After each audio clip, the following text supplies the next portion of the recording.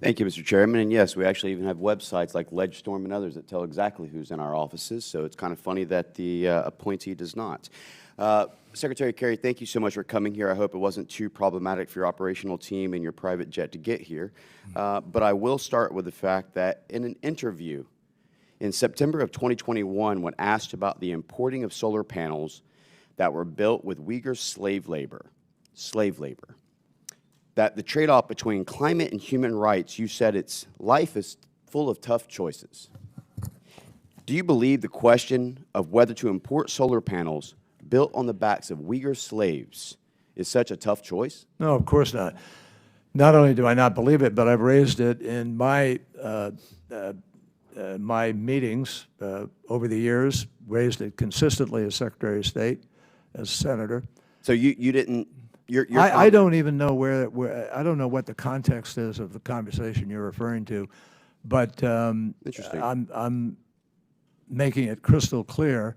Got it. Secretary Kerry, you have prioritized rapid deployment of PRC solar panels above the human rights of enslaved Uyghurs, the interests of American manufacturers, and the integrity of the Department of Commerce's investigations. What is the benefit of that? I'm not sure. Can you repeat that? Sure.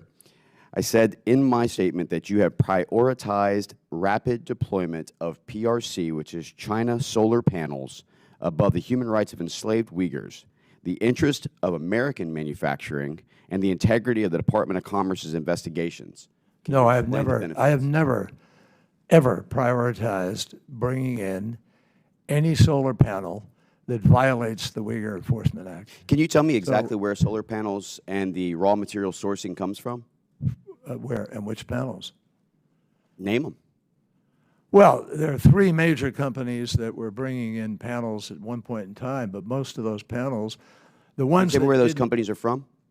One, I think a couple were from China, one might have been Vietnam, but it's my understanding, Congressman. So, but none were American is what you just basically pointed out, right? So it was China and it was Vietnam, meaning that we're prioritizing the idea of ceasing American energy and going after American energy to prioritize what we already know is an adversarial nation. And I'm tired of hearing this No. Actually, idea. it's Sir, the I'm opposite. talking, please. Yeah. Sensory strategic competition.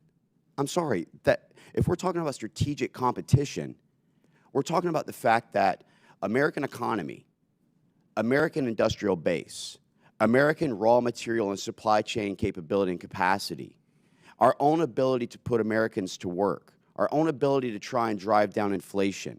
We're actually in a direct economic and resource and cyber warfare with China and have been for 20-plus years. It's been ignored. While China has advanced their Belt and Road Initiative, while they have expanded the Eurasian border, tried to dominate Africa, taken over Oceania, blocking off internationally recommended transit corridors for Horn of Africa, Mediterranean, Red Sea, Black Sea, Persian Gulf, so they can choke off Western Hemisphere supply chain. And meanwhile, we know that the threat that's going on with Taiwan, we know that China has continued to violate international treaties like the one country, two system framework of Hong Kong that they've exhibited. We know that Chairman Xi wants to basically go ahead and save face for his father's name that was corrupted during the Mao dynasty. So my whole point is that if we know all these things and that they're an adversarial nation, why on earth would we try to go ahead and build them economically and not try to go ahead and try and decouple from China as we should be in an effort to go ahead and build American manufacturers and American jobs and American workers and American economy?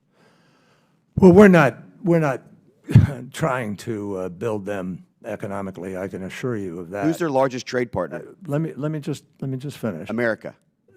Yes, but most economists, most investors, most people who have studied this issue very carefully do not believe it is possible to totally decouple from China. It absolutely is, sir. And I can tell you that if we would utilize things like seabed harvesting for our raw materials, if we would look at the understanding of what we can do as a nation from LNG, from fracking, from our oil and gas. We're doing all those things. I can tell you the biggest thing is we're not going to get away and start having tanks that are EVs. We can go ahead and plant on the battlefield our chargers for Tesla prior to us deploying into war.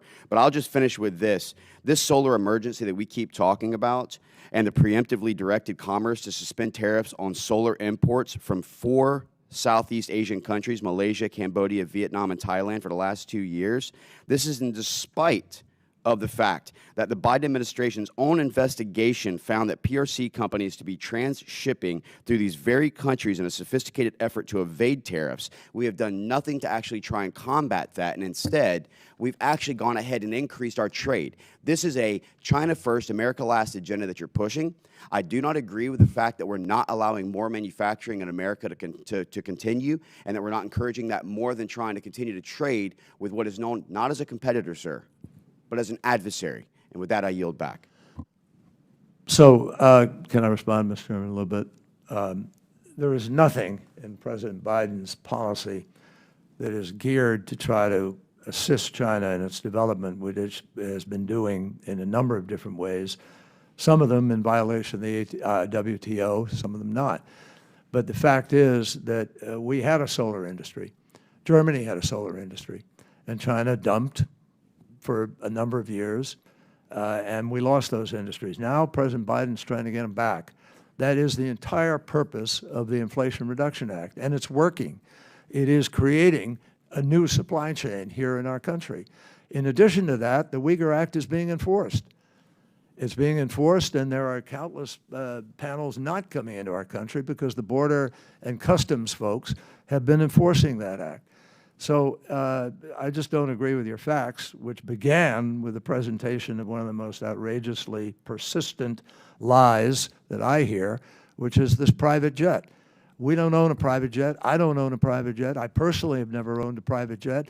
And obviously, it's pretty stupid to talk about coming in a private jet from the State Department up here. Just honestly, if that's where you want to go there.